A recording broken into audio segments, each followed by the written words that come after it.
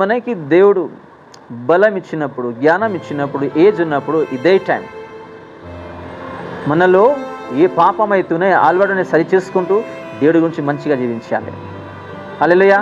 ఇదే టైం, మళ్ళీ టైం లేదు. సైతాన్ ఏదో ఒకటి చేయడానికి వస్తుంది, నువ్వు జాగ్రత్త ఉండాలి. సైతాన్ ఏం చేస్తుంది మీకు అర్థమవుతుంది. ఇది దేవుడు వల్లే అని మేము ఆలోచిస్తాం, దేవుడు వల్లే కాదు, కొన్ని సైతాన్ వల్లే కూడా ఉంటాం. హల్లెలూయా. ఈరోజు వివాహం తర్వాత, పెళ్ళి అయిన తర్వాత భార్యాభర్త మధ్యనే గొడవై చాలా విశ్వాసులు తెలియక పాపం చేస్తున్నారు. ఎలాగా? అది సైతాన్ చేస్తుంది. బయట పడిన తర్వాత వాళ్ళు ఏం చేస్తున్నారు? సపరేట్ అయిపోతున్నారు. ఎవరు చేస్తున్నారు? సైతాన్. అందుకే ప్రతిరోజు వాక్యం చదవాలి. ఈరోజు ఈ వాక్యం అయితే దేవుడు మనకి ఇచ్చారు, నేర్చుకోవాలి. ఏంటంటే సైతాను మీకు అయినా నాకు అయినా ఏం చేయడానికి ట్రై చేస్తుంది, కింద పడేయాలి, దేవుడు రాజ్యం నుంచి దూరం చేసుకోవాలి, కుటుంబంలో శాంతి సమాధానం లేకుండా చేస్తుంది. భార్యాభర్త మధ్యనే, తల్లిదండ్రి మధ్యనే, అక్క చెల్లి మధ్యనే, అన్నతమ్ముల మధ్యనే, కుటుంబం మధ్యనే, గృహం మధ్యనే ఏం చేస్తుంది దేవుడు ఈరోజు మాకు నేర్పిస్తున్నారు. హల్లెలూయా. ఈరోజు చాలా కుటుంబంలో శాంతి సమాధానం లేదు.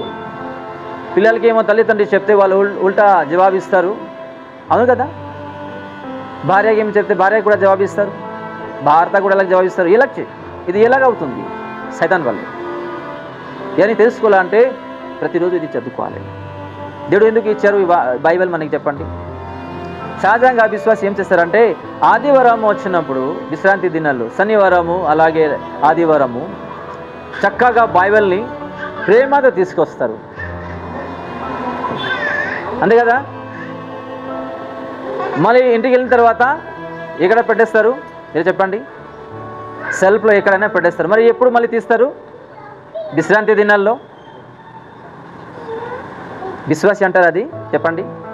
మరి దేవుడు ఎలా మీ లైఫ్లో, నా లైఫ్లో, మా ప్రతి ఒక్క లైఫ్లో కార్యాలను చేస్తారు చెప్పండి. ఇలాగ దేవుడు ఆశీర్వదిస్తారు. కేవలము విశ్రాంతి దినాల గురించి దేవుడు ఈ బైబిల్ మనకి ఇవ్వలేదు. చాలా విశ్వాసి ఇదే చేస్తారు.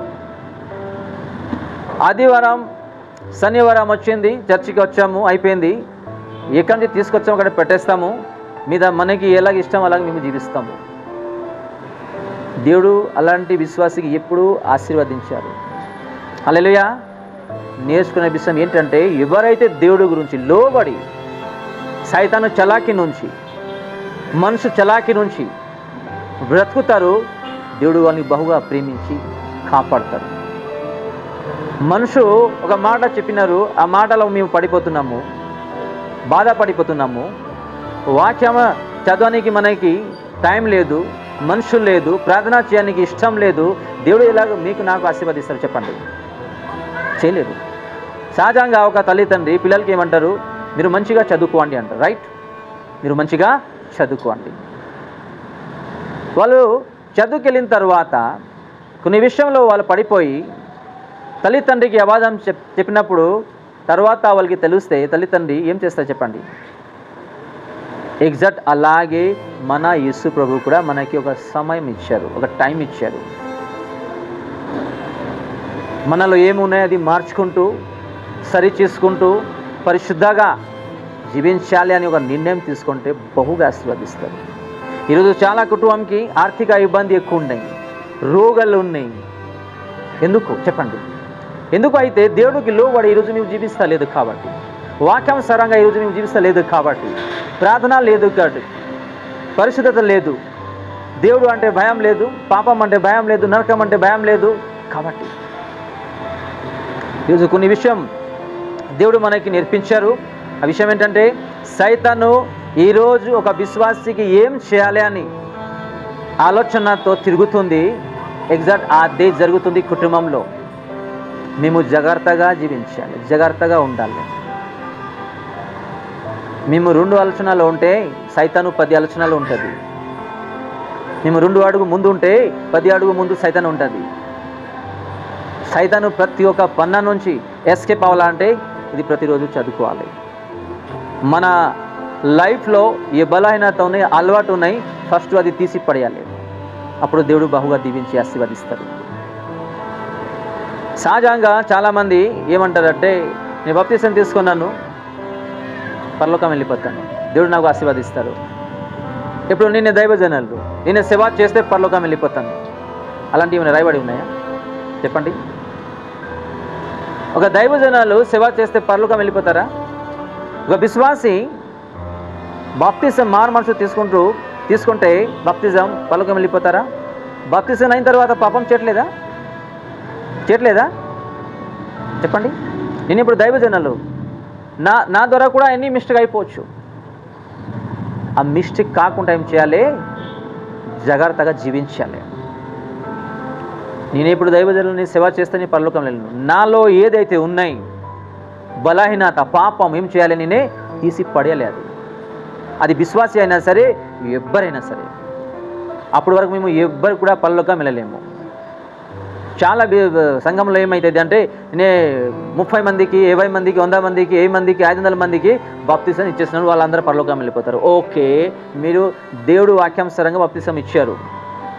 వాళ్ళు బాప్తిసం తీసుకున్న తర్వాత తప్పు చేయలేదా వాళ్ళు? చెప్పండి. లాస్ట్ ఒక మాటలో ముగిద్దాం. బాప్తిజం తీసుకోవాలి అని ఒక నిర్ణయం తీసుకుంటాం, రైట్? ఏమని? నేను ఎప్పుడైతే పుట్టినా ఆ రోజు నుంచి ఈ రోజు వరకు నేనే పాపం చేశాను తండ్రి, నీ వాక్యం ద్వారా నేను తెలుసుకున్నాను, ఈ రోజు నుంచి ఆ పాపం నేను చేయలేను, నేను మారు మనసు పొందుకుంటూనే బాప్తిజం తీసుకుంటాను, నాకు క్షమించు అని ఒక నిర్ణయం తీసుకుంటాం. ఒక స్టేట్మెంట్ మేము దేవుడికి ఇస్తున్నాము, రైట్? దాని తర్వాత వెళ్ళి బాప్తిజం తీసుకుంటాము. బాప్తిజం అయిన తర్వాత కోపం చేయలేదా? గొడవ చేయలేదా? వేరే విరుద్ధంగా మాట్లాడలేదా మేము? అది పాపం లేదా? ఇది టెక్నిక్ సైతాన్ది. మీరు ఎన్ని పరిశుద్ధంగా జీవించాలని ట్రై చేస్తే కూడా సైతాను ఏదో ఒకటి తెచ్చి పెడుతుంది. కాబట్టి మీరు నేనే జాగ్రత్తగా జీవించాలి. లేకపోతే సైతాను చేతిలో పడిపోయి ఒకరోజు మనకి అర్థం ఉండదు, తెలియదు ఏమి, ఒకరోజు నరకంకి వెళ్ళిపోవాలి. ఇంకా వేరే దారి మన దారి లేదు. పరిశుద్ధంగా జీవించాలి అని ఒక నిర్ణయం తీసుకుంటారు. రాంది అందరు కలిసి ప్రార్థన చేద్దాం. సైతాను చేతిలో పడకుండా మనలో ఏ బలహీనత ఉన్నాయి ఈరోజు తీసి పడేద్దాం, అలాగే పరిశుద్ధంగా జీవించదామని ఒక నిర్ణయం తీసుకుందాం. రాంది అందరూ కలిసి ప్రార్థన చేద్దాం. కళ్ళు మూసుకుందాం. పరిశుద్ధుడా పరలోకమైన తండ్రి యేసయ్యా, నీకు స్తోత్రం నాయనా.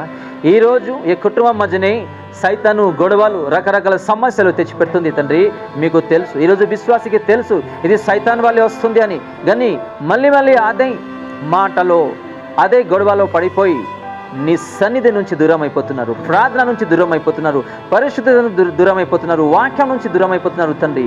వాళ్ళని జ్ఞానం ఇవ్వండి నాయన. నీ వాక్యం ద్వారా వాళ్ళని కడగండి, నీ రక్తంతో కడగండి, శుద్ధి చేయండి. సైతాను ఒక చలాకి నుంచి ఇలాగ మేము మా కుటుంబాన్ని కాపాడుకోవాలని ఇవ్వాలి నైనా. నీ జ్ఞానంని ఇవ్వండి నైనా, నీ శక్తిని ఇవ్వండి తండ్రి. ఇక్కడ మేము ఎన్ని విశ్వాసులు ఉన్నాము నైనా, మీరు వాక్యం ద్వారా కొన్ని విషయం మాకు తెలియజేశారు తండ్రి. దయచేసి మేము ప్రతి ఒక్కరిని ఆశీర్వదించండి నాయనా. ఈ వాక్యానుసారంగా ఈ రోజు నుంచి జీవించాలి అని ఒక నిర్ణయం తీసుకుంటున్నాము నాయనా. మనలో ఏ బలహీనత ఉన్నాయి, ఏ పాపం ఉన్నాయి, ఏ అలవాటు ఉన్నాయి, యేసు నామములో ఉన్నాయినా ఇప్పుడే మీరు తీసి పడేయండి నాయనా. ఇప్పుడే మీరు తీసి పడండి నాయనా. మళ్ళీ అలాంటి అలవాటు రాకుండా తండ్రి మీరు కాపాడండి అని మీ పాదాల కింద ప్రార్థిస్తున్నాము నాయనా. నీ వాక్యంతో కడగండి, నీ రక్తంతో కడిగి శుద్ధి చేయండి నాయనా. నా కోపము, నా మాటలు, నా శబ్దాలు, నా అబద్ధము, నా అలవాటు నీ రక్తంతో కడిగి శుద్ధి చేస్తూ ప్రతి ఒక్క బలహీనత నుంచి మీరు విడుదల చేయండి అని ఈ ప్రార్థన యేసు నామములో అడుగుతున్నాము తండ్రి. ఆమేన్.